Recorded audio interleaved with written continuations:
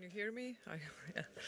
Good morning. I hope that you had a nice rest of the evening yesterday and that you had a very productive and nice working day also. So we shall now proceed with our conference. As you have seen in the program, there is a number of issues that we are going to address in this panel. The first part of the panel will be dedicated to the topic of findability and visibility of encyclopedias. So I would like to invite the representative of the Danish Encyclopedia, lex.dk, from Denmark, Dr. Niels Koch and Erik Kjeldsen, to give an introductory talk. So Niels is just sitting there for a moment. Okay, he will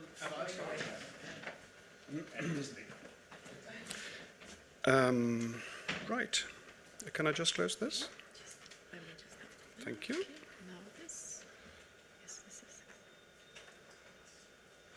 Great. It's down here. No.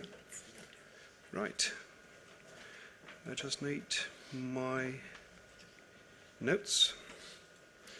Okay, so I altered the name of the presentation slightly because as I went through the presentation, I realized that maybe there's a bigger thing at stake than just findability. So so a bit more pompous. Forgive me. I thought maybe I'd just spend 1 minute or 2 minutes talking about where we come from, the Danish National Encyclopedia, and why we began to think about this a bit more closely. So last time we met physically, we were planning to launch, and we have launched. So in May 2020, we launched lex.dk, a new site for the Danish National Encyclopedia. And everything went really well. The reason why we worked so closely with SNL, and as you know, we launched on their platform, and we have this very close collaboration. So one of the things we were really preoccupied with was not losing the many users that the old site had. And the old site had another URL. It was called lex.dk. So moving those roughly 1 million users a month over to a new site was something we were really concerned with. And we did all kinds of stuff. And it worked. We lost some users in this process, but basically we've been able to, over the last few years, to gain the number of users. The first period after the launch, we were very much concerned with after we had moved the content and we had so moved the users as well, very occupied with building just an organization. There was a little money and we were a very, very small organization, and just having all these processes working. We were like 3 editors and 4 people all in all. And then after already a year, it became apparent that we had to grow. We had too little money. There's no point in having a national encyclopedia with 3 editors and no money to buy content. So we had a rather intense dialogue, I'd say, with politicians, even publicly, threatening politicians in newspapers that we would close the site if they wouldn't find more money, putting it very bluntly. And it wasn't that hard. The politicians really wanted that, so everything went fine. They just needed a bit of persuasion. So we've grown. So this year and next year we have what we would call a full budget. So we have, I don't even know what that is in euros, but maybe something like nearly 3 million euros. So this is what it would take. And we've gone from having this very small organization to a big organization. We will be 20 within the next 6 months or so, and all that went very well. We are very aggressively recruiting experts for the different fields, as Erik told you yesterday, and things are going really well. So we started this recruiting campaign maybe 6 weeks ago, and we have already 350 experts coming through the funnel we have this recruitment funnel we have planned. And by the end of the year, we will have 500, and by the end of next year, we will have 1,000. So things are working well. The only thing that is worrying is that the number of users doesn't grow. The usage doesn't grow. It goes very, very slowly. It grows a bit, but it's very hard to tell what the problem is. And we realized that, as you all probably have realized before us, that most of our, the majority of traffic to our site comes from Google. So it's more than 90% of the traffic. So now we've introduced a search engine optimization track in our organization. We actually hired somebody who knows something about it, and we've made an agreement with a very prominent consultancy, and we're working with this. And it will very probably be a lot better, but it doesn't solve the problem. It will help, and over time it will probably help a lot. But it feels a bit as if it's out of our control. The real problem for us is that we're a public service offering. And a public service offering without a public is not really interesting, isn't it? That just seems wrong. We have to be, as more money flows to us, we have to grow. Because growing is an expression of relevance. If we just update our content, we won't grow just for that.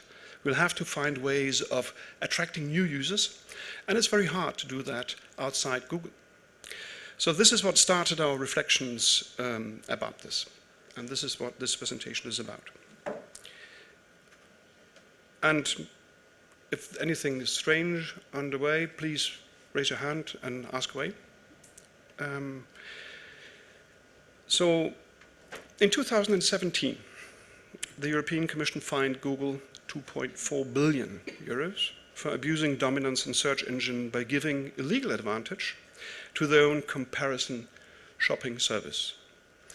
And over the next few slides, I will argue that Google, also when it comes to equal access to information from trustworthy sources, positions itself and its preferred partner, Wikipedia, instead of ensuring equal and unhindered access to content. Putting it bluntly, in this closed circle, Google does not only steal content of other sites, including ours, to present it as its own, and thereby hindering traffic to the original sites. And sometimes it looks as if it's Google itself that actually produces this content. I have some wonderful examples of that. But Google does also give Wikipedia content preference over content from our sites, regardless of the merits of how well these results meet the search query intention. So a very good indicator of what I'm talking about is what one calls zero-click searches. So zero-click searches are the searches on Google that result in no click on no website. And this is some research that was done in 2020, and it shows that around 64% of all searches result in no click, and on mobile it's 77% of all clicks, of all searches that result in no click.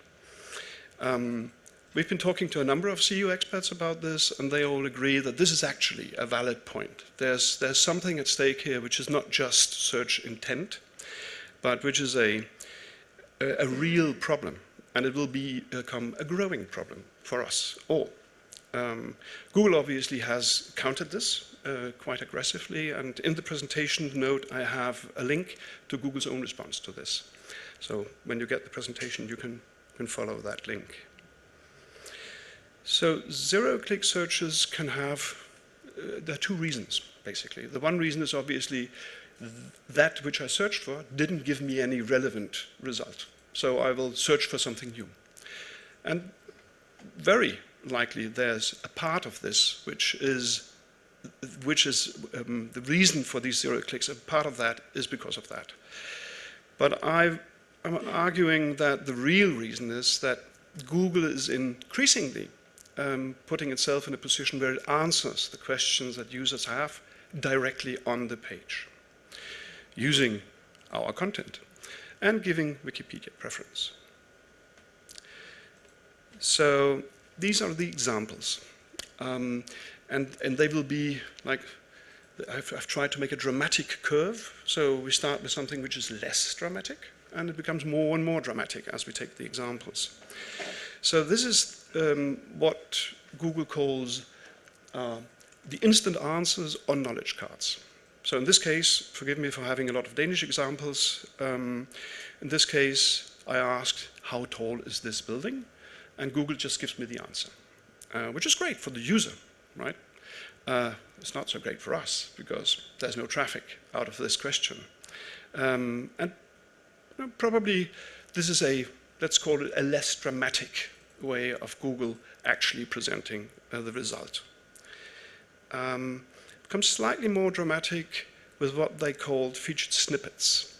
So featured snippets is the kind of feature on a Google search page where Google takes some content, we don't control which content it is, and presents it as a direct result or an answer to the question I might have. In this case, and I chose this case for particular this reason, it's on the one hand very nice. It's actually Lex that gives this answer, which is very prominent on the page. The problem obviously is the content is out of my control. I don't know what is presented. I don't know that it is presented, and it hinders traffic to our site. So it feels a bit like both, right? It cuts both ways. On the one hand, it gives us visibility, which is great, which is about what we do, giving people answers to their questions. On the other hand, it's out of my control, and I have no way of measuring this, no way of knowing when a lex.dk result is presented as an answer to a question.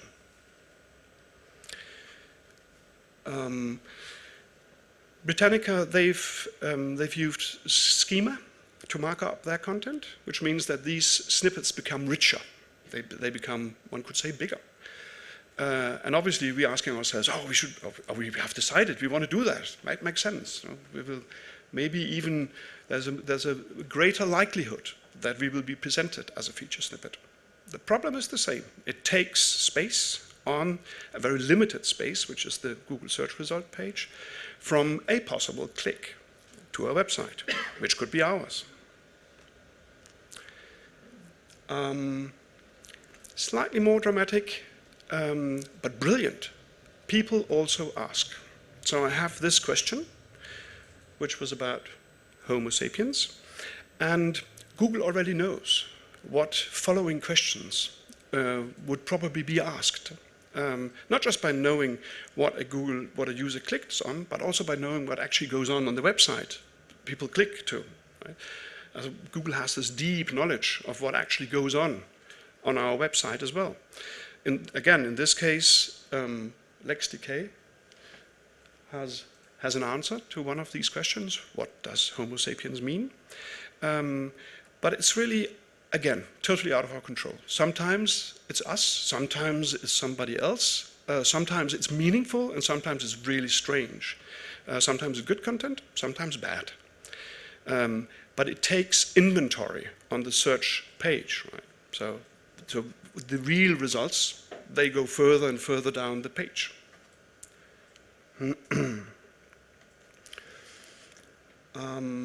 Another example, a very, very broad search on European Union, but Google knows what the following questions would be, and they begin to answer these questions already on the search page. Then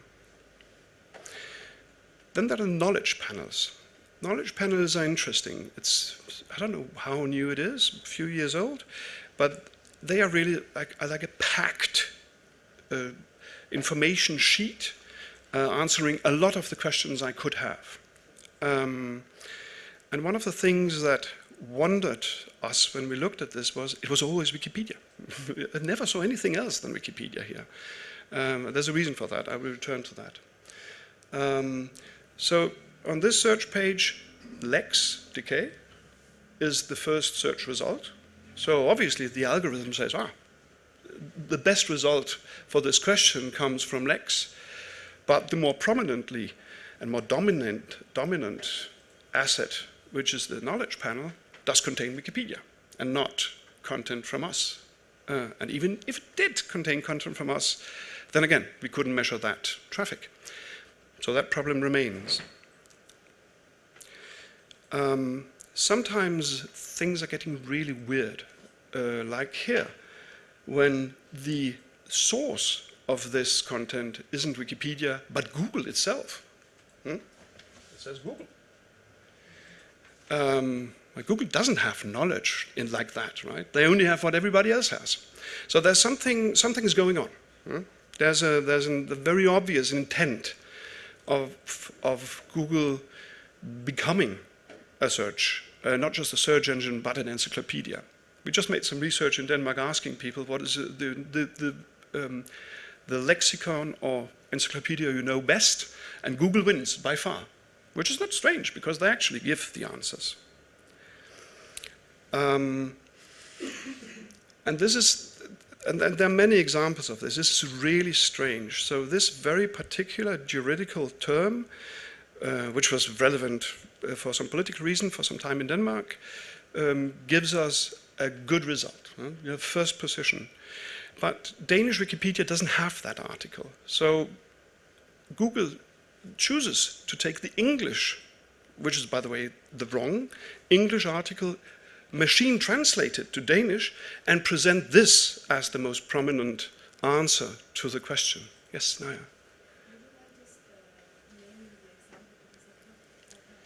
Sorry? Which example is it? I can't see it. No, it's too small, sorry. Dolus eventualis. Oh, sorry. Oh, yes, they're too small. Sorry. I don't hope that all the presentation was like that. I'm almost done. We will have it afterwards. But this is really a perversion, right? I mean, this is really, things are getting out of hand here from a user perspective. The reason why this happens with the knowledge panel is because actually Google has entered into a commercial agreement with Wikipedia through Wikimedia Enterprise, which is new. And this agreement is made this summer. So actually Google does pay Wikipedia through Wikimedia Enterprise for the content that is then presented more prominently, for instance, in Knowledge Panel. So this is the real problem. The real problem is that Google will both be presenting our content in a growing space on the Google search page, which means less traffic to us. It might be a really good idea for users. I think we could discuss that. But we have no way of controlling it, and we have no way of knowing if we have any visibility at all doing this. And there is definitely something going on with Wikipedia. We've tried, I mean, this is a general feeling I have. I don't know if you have the same feeling, but I have had this general feeling in the last few years that Wikipedia almost always wins. If we have search keywords that are just about, that are trending or that are in top 10, then, and I don't know how to express this. Actually, I made a slide, but it's a terrible slide. Now we get it anyway. So looking at keywords where lex.dk ranks in top 10, searches people would make, if we compare those identical keywords where Wikipedia have the same, they will outrank us almost every time, which is not realistic. And even though the number of the English pages that outrank lex.dk is very, very small, these are for Danish search results. So this is also a sign of something going on. It's just extremely difficult to quantify. Whereas the case with Wikimedia Enterprise and the commercial agreement with Google is a lot easier to talk about. So I think there's a real case for us to address this to the Commission. And unless you have questions to that, then Niels will take the word. I'll take the word and try to ask you what to do with this. So I'll go to the mic so people online also can hear it. So, dear colleagues, what to do about this? Should we just sit back and say, there's not a problem, it'll go away? It won't go away. So, we're here today discussing with you and asking you to permission to do some work on behalf of all of us to make this in a better way so we get more visibility, we get more users, and in the end, we make sure that in the future, the encyclopedias of Europe is the way to go to. So I brought with me a draft letter that I will circulate to all representatives. Erik and I ask the permission from all of you to do some work. We are going to, with your permission, send this letter to the Executive Vice President, Margrethe Vestager. By the way, she's from Denmark, we know her, as an open letter from the European Association of Encyclopedias to do something about this. Ask for a meeting to get in contact with her and inform about the problem. So what I suggest is two things. One, that you take this letter and read through it during the day. If you have any improvements, please come to me. They are very, very welcome. Come to me before 3 o'clock this afternoon, and then I can go back in with the permission of you in the end and tell if there's any changes in the letter. So that's one thing. Please read through the letter. It's only 2 pages, easy to read. Do you have any improvements? Come to me, and we will take the improvements with thanks. If anyone is against that we do this, please also come to me so we know that. And the second thing we want you to think about is that you can see in the headline, this is an open letter from the European Association of Encyclopedias. What is that? Why haven't you heard about this before? That's because we are explaining it to you now. So that is our suggestion, that we make this European Association of Encyclopedias. Think about that, and maybe with the permission of the organizers, we could come back to this in the end. We also have a suggestion for how to organize it and whom should be the president. But I will let you think about this, and then we'll come back in the afternoon, so you're thinking about this the whole day and you're excited. So with the permission, we'll come back to that. Are you okay with what I'm asking you about? Only 2 things, read through it. Any improvements, come to me before 3 p.m. And look forward to the afternoon where we have to hopefully make this new association. You got it? Great, thank you.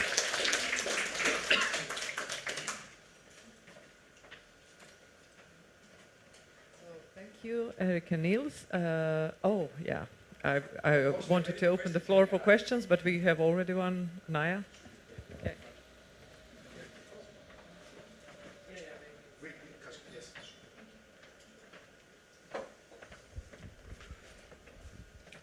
So this is one of the infamous comments rather than questions.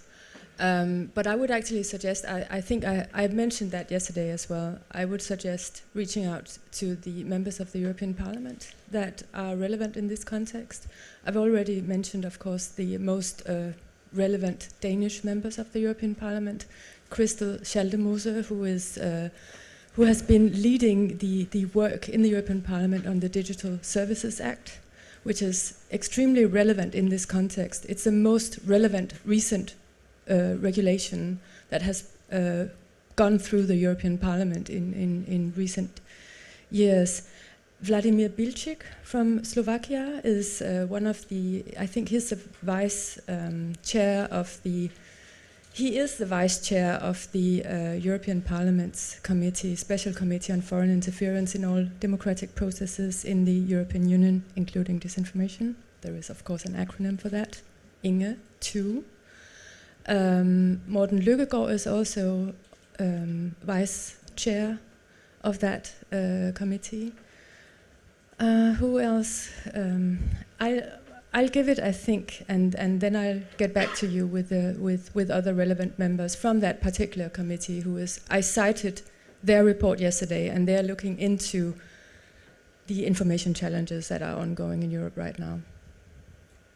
But thank you for that great initiative. So Naya, if I understand you correctly, we try to finish this letter during our meeting here, and then when we send it, you advise us that different people here send it on to some of the members of the European Parliament. Wouldn't that be the right? Is that what? Did I understand you correctly? Yeah, I think definitely. Yeah. Good.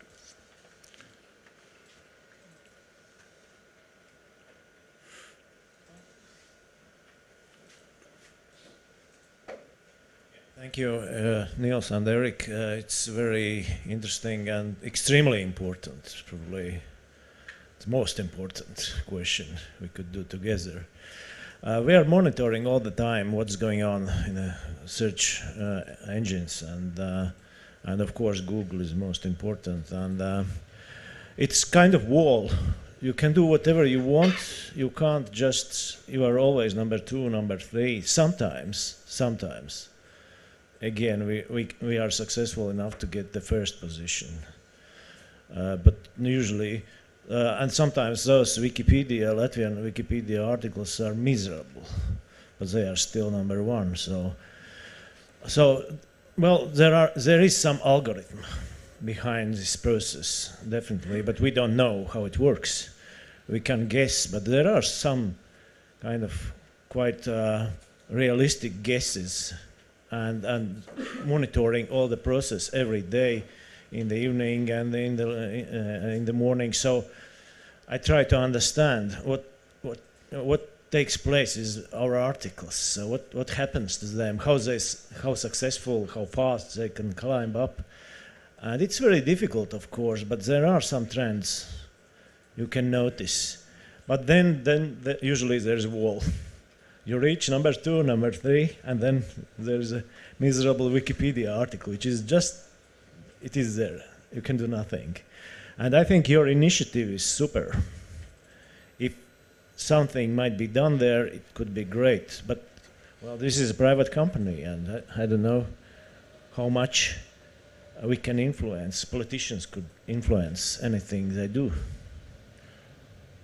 Thank you, Walter. Of course, we cannot guarantee you that we make a miracle, but I think it should be tried. And we know that Margrethe Vestager is interested in this, so I think it is a good chance, and Erik and I, if you give us permission, are ready to take to Brussels and the discussion. Of course, we will keep you very well informed. We think we have to do this, but we can't guarantee your success, but we can guarantee you that we will work hard for this. I think the very step towards this will be already visibility and kind of, well, just showing some muscles. Why not?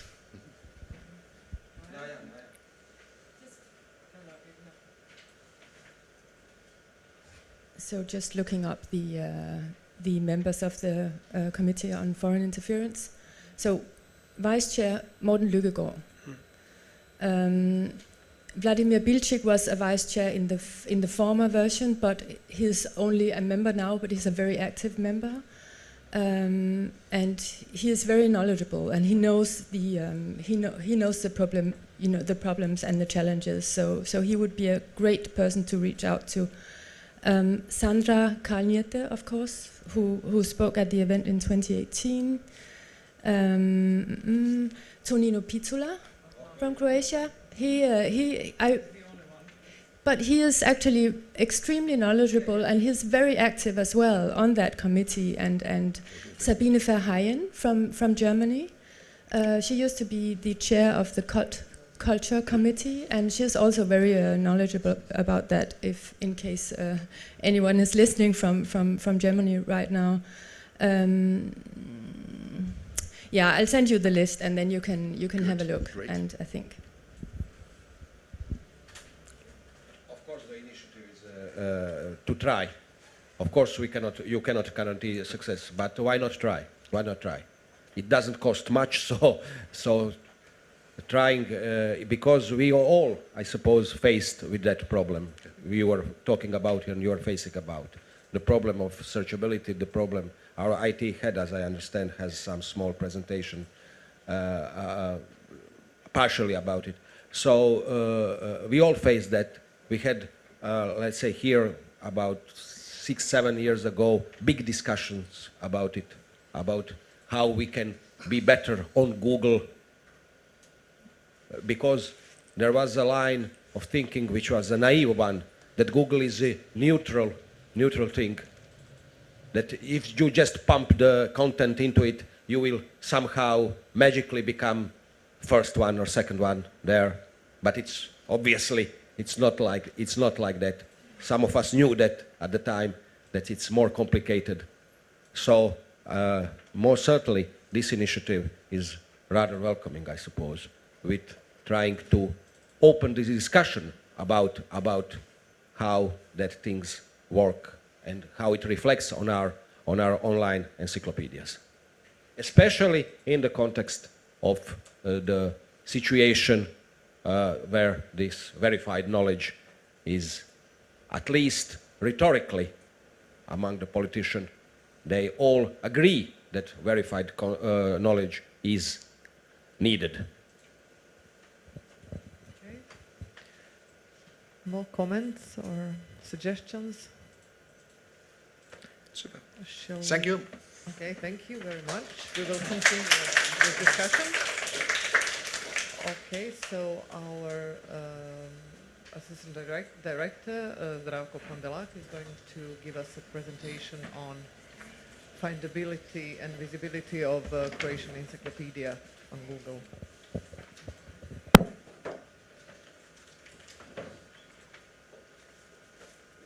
One moment.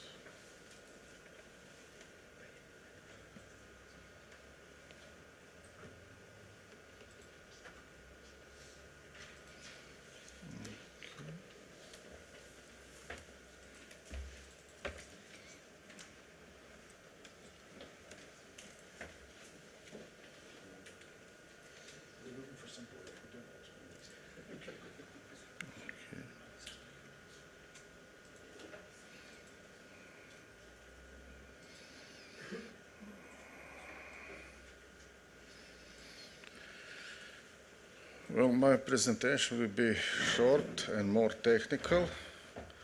It is hard to say anything after such inspiring presentation, which was late, but we have do some research on our articles and how are their positions on Google ranking. With, I can say, similar results with all other encyclopedias. We have one little advantage. We are so-called small language, to be more precise, small market to the Google. So we are not probably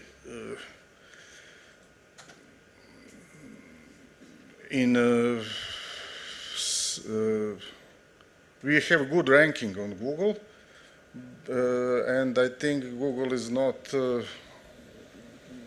very interesting for now in providing knowledge on this market. We are often on first page after Google search, and I do some little research about our top 10 articles from last 2 years. It is visible that for this year most viewed term, Ukraine, we are on 5th position. Similarly, Wikipedia Croatia, Wikipedia Bosnia are on first 2. For example, mathematical symbols, and we are the first one. Croats, also Wikipedia take lead. Maybe not because they have better articles, but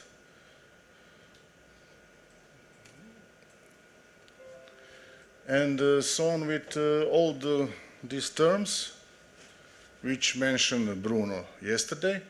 We go relatively good from sometimes first to maximum 6 positions. Also is with biographies. There is one relatively interesting fact that in our top 10 most viewed articles there are no biographies, but in first 50 there are a few. So mostly content is not, mostly our viewers don't look biographies. Maybe this is because we have a lot of younger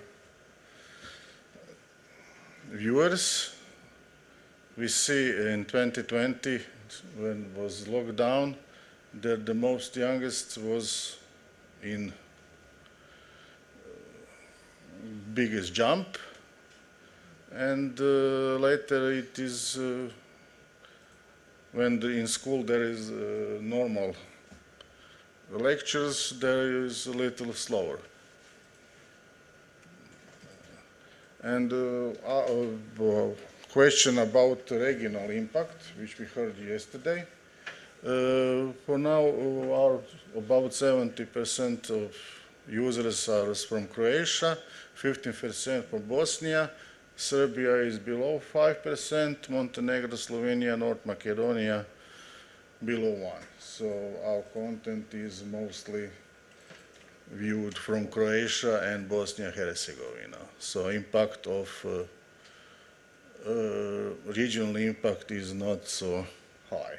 Although I just want to add, this is only from the former Yugoslavia. The Former countries from the Yugoslavia. Yugoslavia. We have also from Germany, as I gather, Germany. almost 2%, because there are probably because there are too many Croatian expatriates there. Just Yes, to yes. hear things. Germany and the United States are also bigger out. And one opinion about security, which was mentioned by Erik yesterday, after Ukraine aggression, there is a lot of more attacks on our pages, on our sites, on our servers. We used to live with Chinese. Chinese constantly, last 10 years or more, are trying to hack our sites, servers, and so on, but they are relatively polite and gentle. They try every hour make some activity, and in meantime our sites can normally work and our process can normally go on. But when aggression starts and when Russian attacks started, there was really brutal. They try something like Chinese hack our sites, come inside, but with brute force. They really like horse they go. They try to log in like Chinese, but after that it ends with like DOS attack because they write so rapidly, so without mercy. And this is sometimes a problem with our visibility because our sites then slow down. That's all, only technical.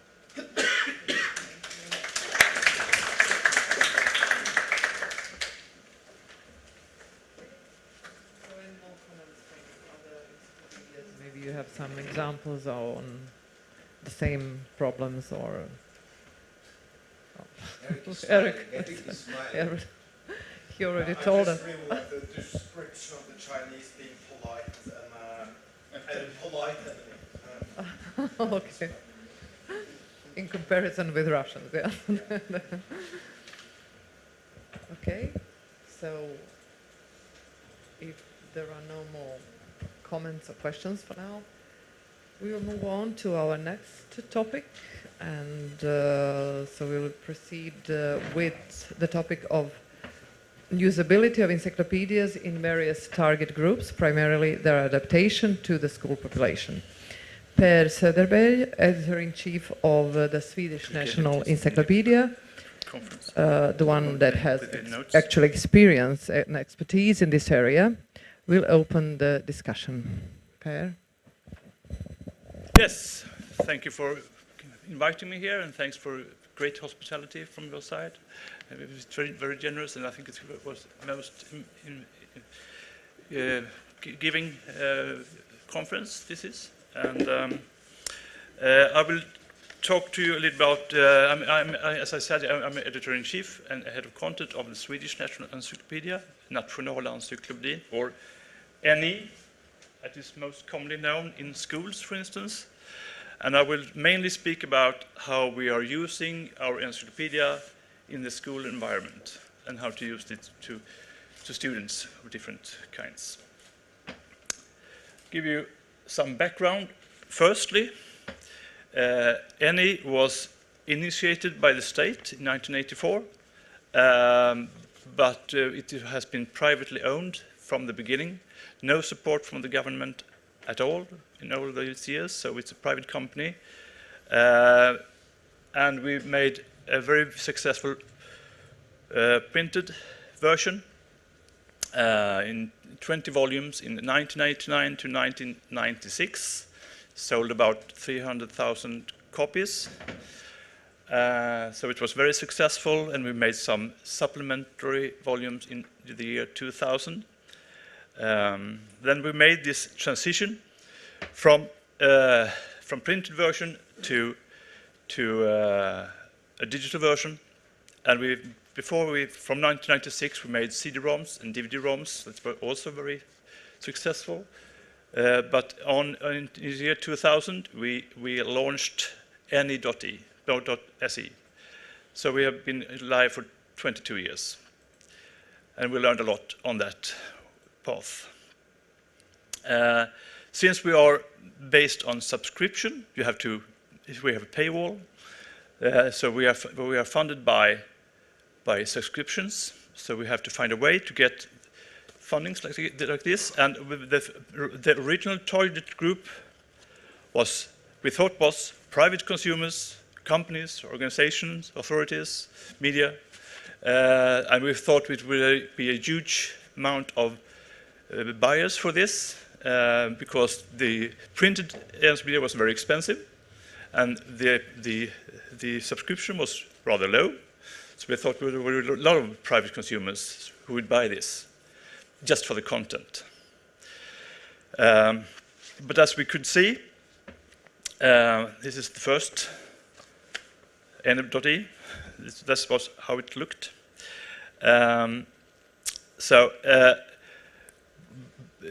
Because I think then the internet was for free, and it still is free for many ways, but you have subscriptions in more places now, for newspapers and so, but that was the wrong time to do this.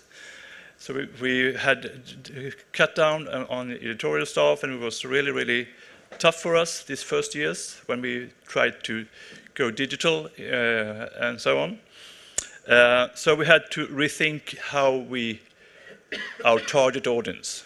So what we saw was that we got a new focus on education, because we noticed that there was a lot of schools that were interested in this kind of verified information. So we got a lot of subscriptions and interest from schools. And the original agreement with the state was for the long version of our articles was that it was written for senior high or higher. So the articles were kind of difficult for this new target group that had a lower age. So we had to do something about that.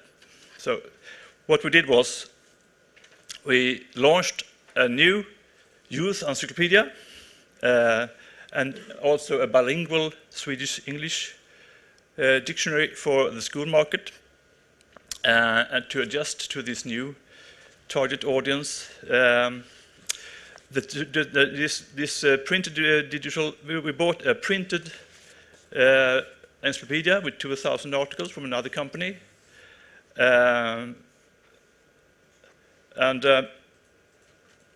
We also made different, we saw also the long articles on another way. We try to do pedagogical things, adjustments to them. So we made them easier to read, more headlines and stuff. So this is how it looked like. We had a school page. So let's just see.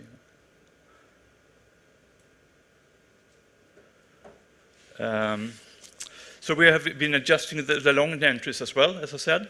They're a little bit easier to read on the web now, I think. We have simple language, new headlines, tables, more illustrations and more paragraphs. No massive text blocks that are hard to read on the screen, to give the page a better presentation. When we were expanding this database,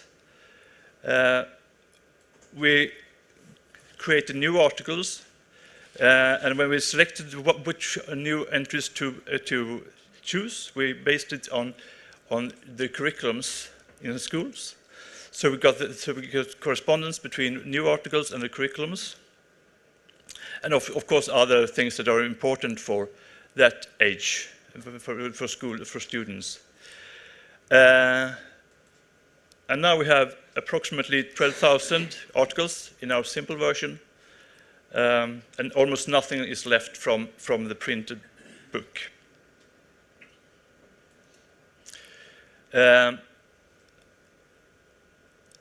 Now students can choose in these 12,000 articles if they want to read the simple one. Here's an article about Croatia.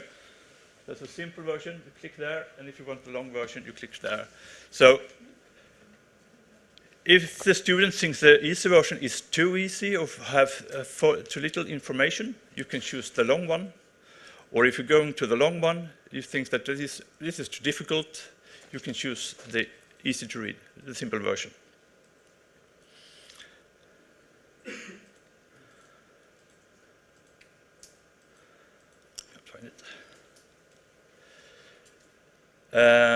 And since we only have one version for students at the moment, we have tried to write the articles for students in 10 to 16 years old.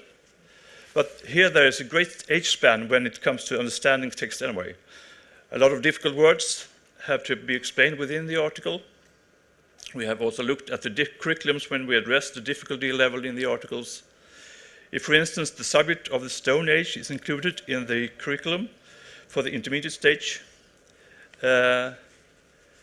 we write the article with an easier language and an easier approach to the content than we do for older students when it comes to genetics or DNA or something. It's more complicated.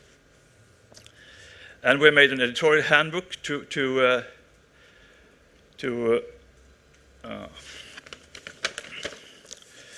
help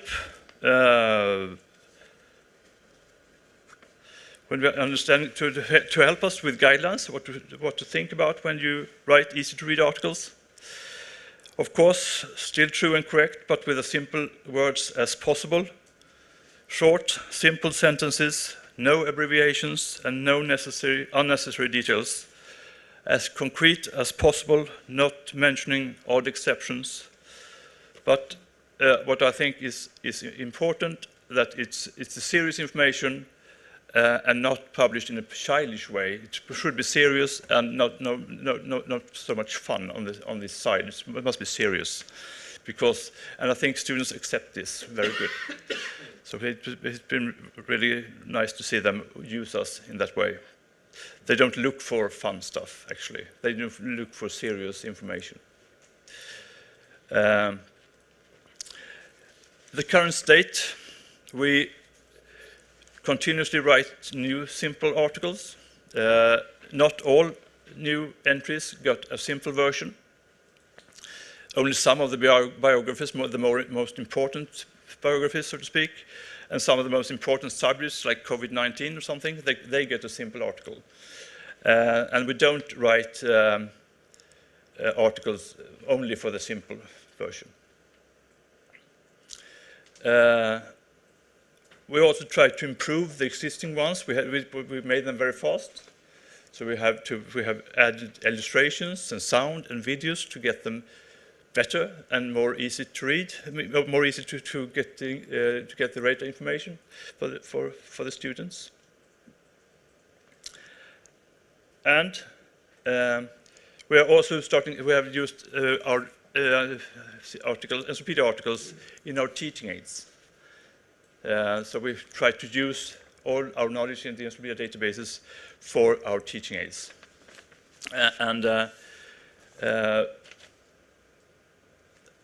I can give you some example of that, how it looks in our teaching aids, how to use them in the teaching aids. This is for biology 79. So this is what it looks like when you go into an article like this. And here's a chapter called Evolution and DNA. And as you can see, you have a tab with keywords, nyckelord in Swedish, of different topics that are important for this chapter. Then you can read more about it and learn more about it from the simple articles. This is about DNA, the simple version of the DNA with a movie, with a video to start with. So that's how it looks. And also, we also have links in our texts. I don't think you can see them, but it was virus here, for instance.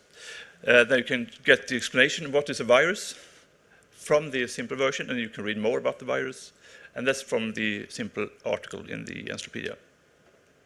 So it's incorporated in all our products, actually, both versions. We both have long versions and simple versions in all our products. We also have something that is called Immersive Reader. And it's a tool, a reading tool to help mostly newly arrived students and students with reading difficulties. And the simple versions are also for people that have Swedish as a second language or other kind of reading difficulties, as I said.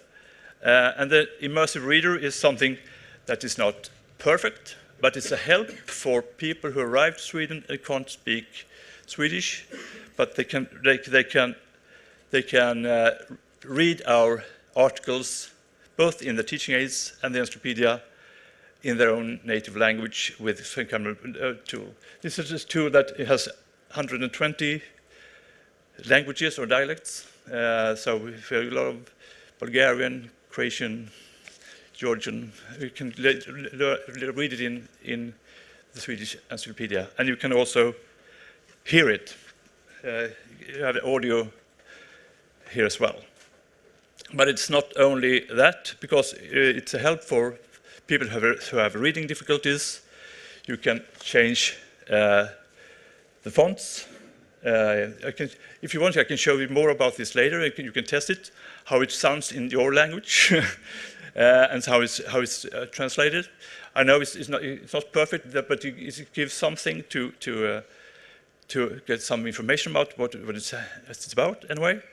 But as I said, it says more to that because you can change fonts. You can go into word classes. You can get the word classes in the text for adjectives and verbs and point those out if you want to.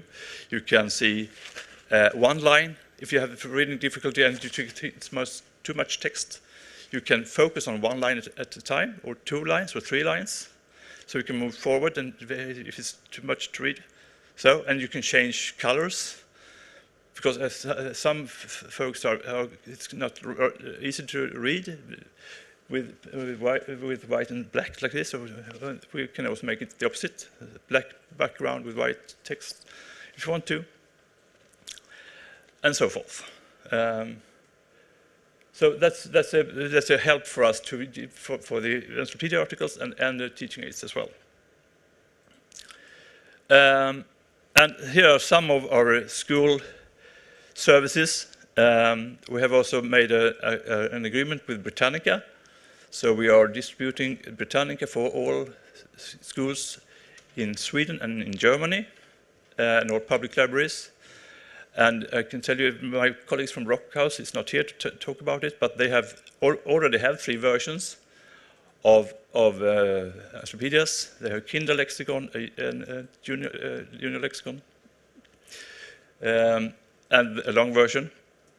And we are also discussing to have an even easier one for students who just begun to read, maybe 8 to 10 years old. So very easy articles for that public. But here you see some of the services that we have.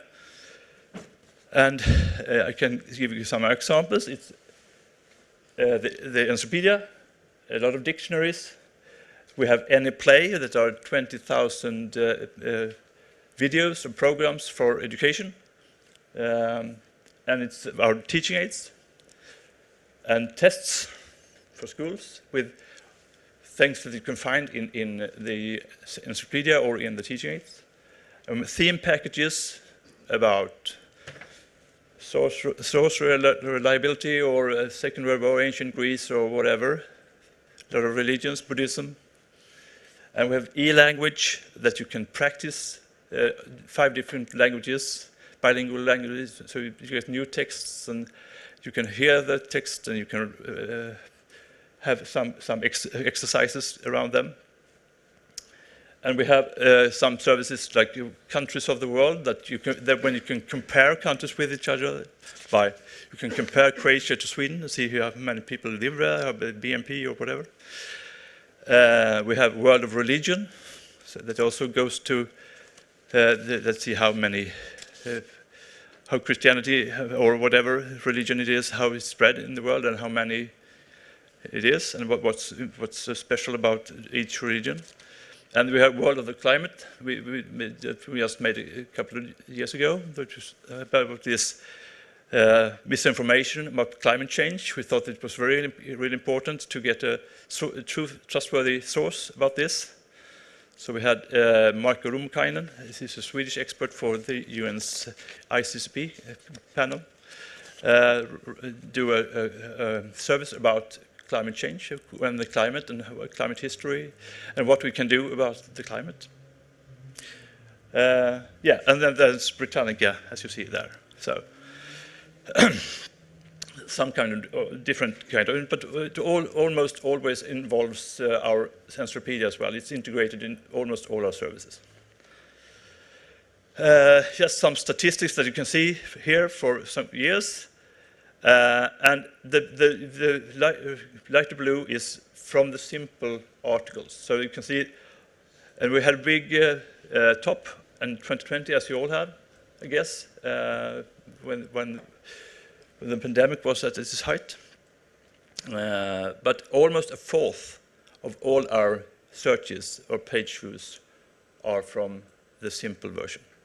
So that's what has been happening with our kind of content. We have changed the focus to schools. We still have a lot of traffic, of course, from private consumers and companies and media and stuff, but our focus for the recent years has been on school and education, making an education platform, a platform for knowledge, as you can see.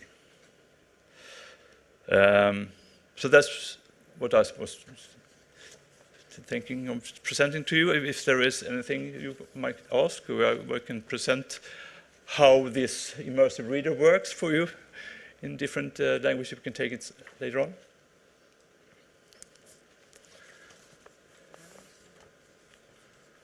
Thank you very much. Very, very interesting presentation.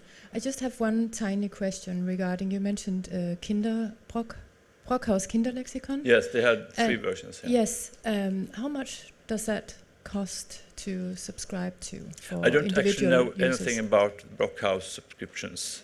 I'm not the right person to ask about that. But I know, but we have different ways of selling this to schools. We're selling some of our knowledge services, as we say, that are excluding the teaching aids. This one, and we sell what we call 360. Then we sell everything to municipalities and school companies, as we have in Sweden. And what about individual users? They can't buy school subscriptions, but they can buy everything else. And how much does that cost? It's about €50 maybe a year.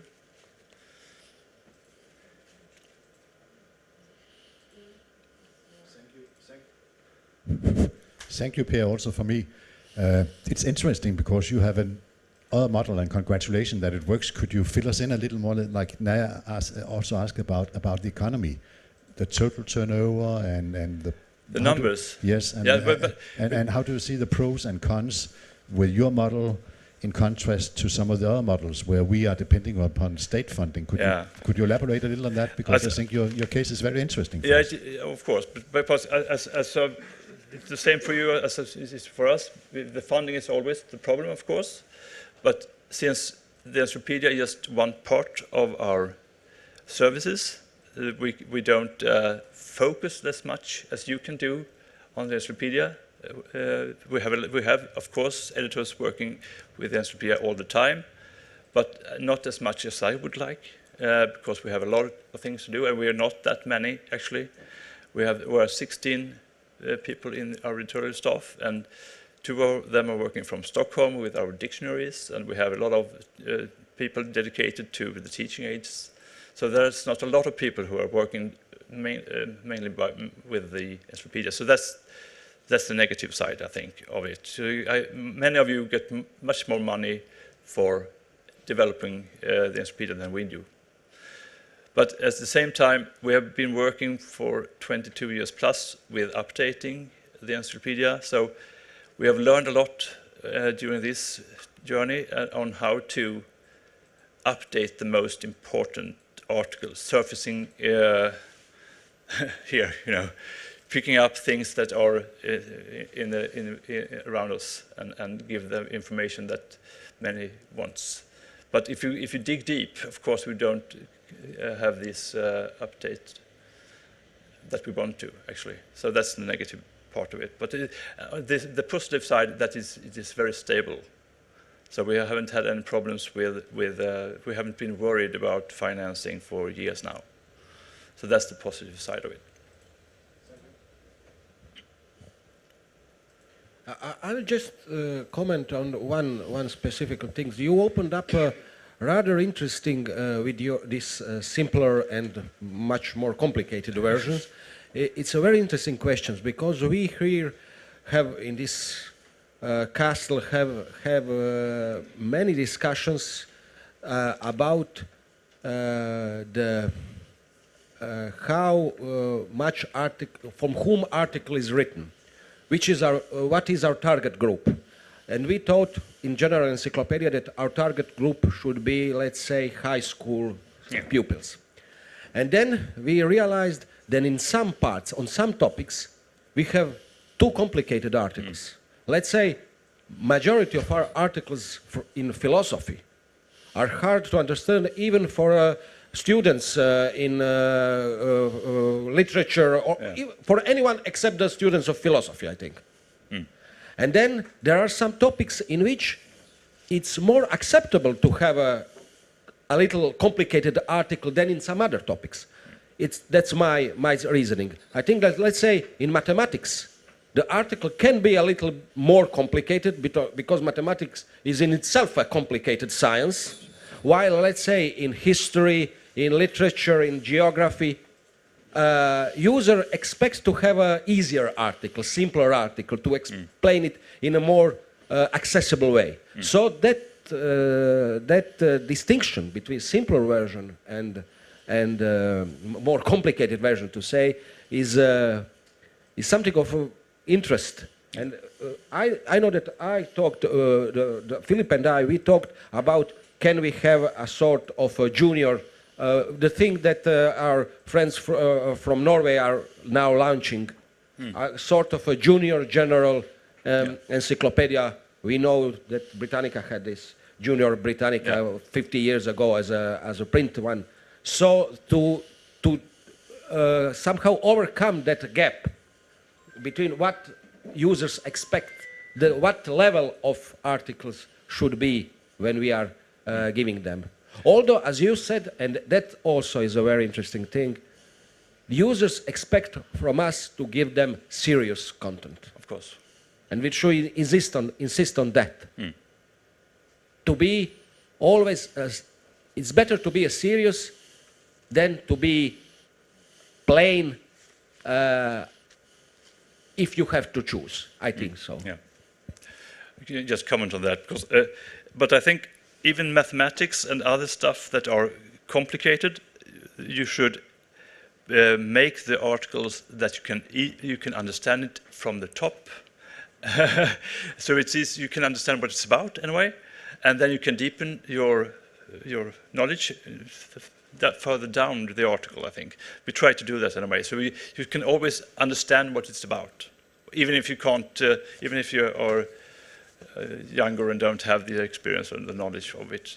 So, yeah. Yes, sorry. Go ahead. Yes, you say Britannica has 3 versions as well now on their Encyclopedia. Just comment on that. Yes.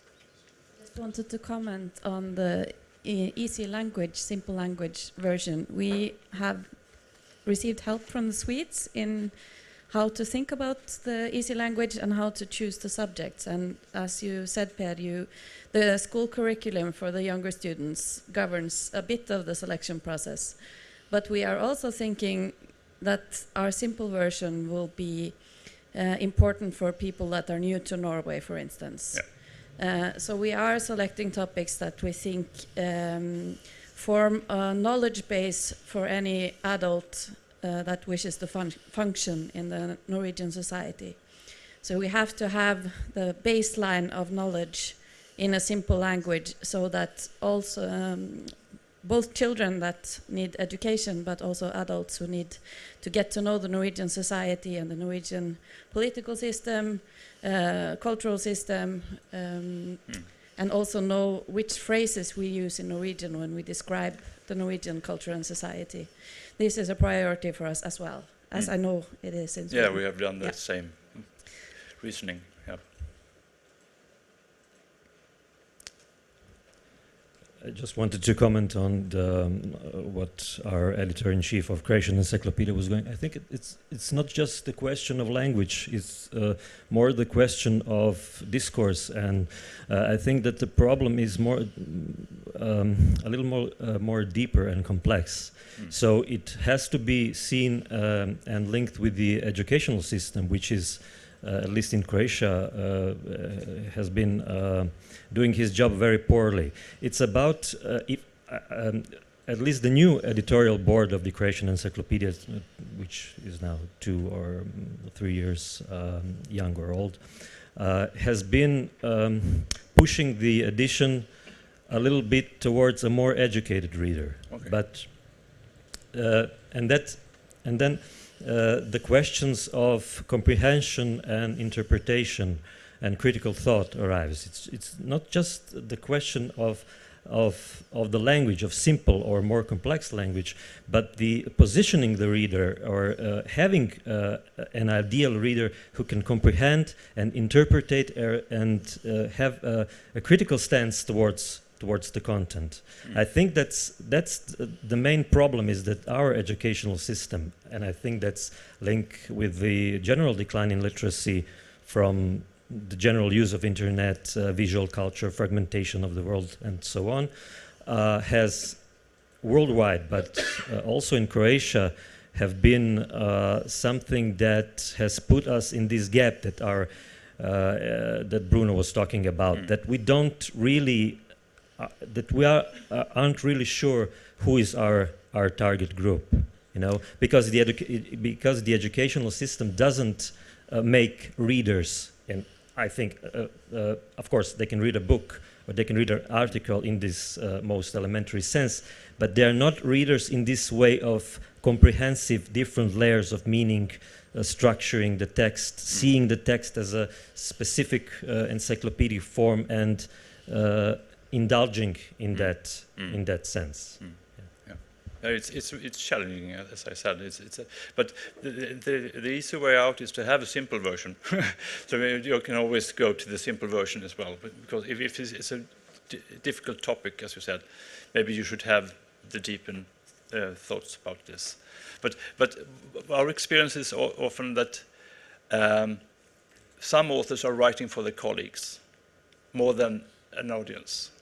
So that's the challenge for the editors, to make it understandable, whatever topic, yes. So they should never write for their colleagues, they should write for an audience. And that's the responsibility for the editors to do that, to present the articles so they can be readable for everyone, actually.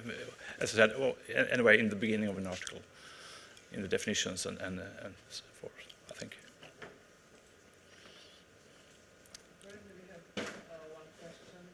From our online audience, so Sveta will read it to us. That's not a question. A comment. Okay. From Brockhaus. Good. The package for adult, youth and children encyclopedia costs 60 hours per year for a private person. 60 euros. Yeah, as far as I remember, Britannica also had almost the same price because we were subscribed for several years also, yeah. So it's not that much. But if you in Sweden, if you buy the whole package for the municipality, for instance, with this 360 solution, as I said, I think we have about 20 euros per student, actually. So it's not that much, but then you get the whole thing. But it's got, yeah.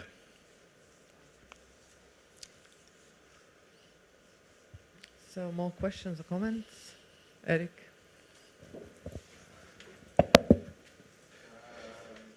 The Peace Prize has been awarded to a Russian human rights organization, a Ukrainian human rights organization, and an activist from Belarus. So, which is quite nice. It feels like a good Peace Prize. I just thought, when discussing the simple text and language, I just thought I'd share my favorite little story where I really learned something about how younger people perceive our texts. We're at this, it was my first school visit where we had several classes reading one article and discussing the topic with them.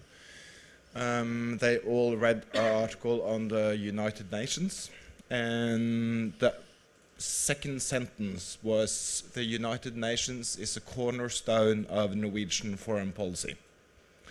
None of them understood the word cornerstone. Like none. Students in like 3 classes. And you can't look up that kind of words. There's no way, you can't look up cornerstone in a dictionary. And it's just, you know, those kind of language questions are actually what's hindering the younger ones from understanding our text. Is not the difficult words, it's the idioms and complex grammar and, you know, more symbolic language, I think. Yeah, exactly. Sure. Okay. So if there are no more comments or questions, thank you, Per. Okay, thank you.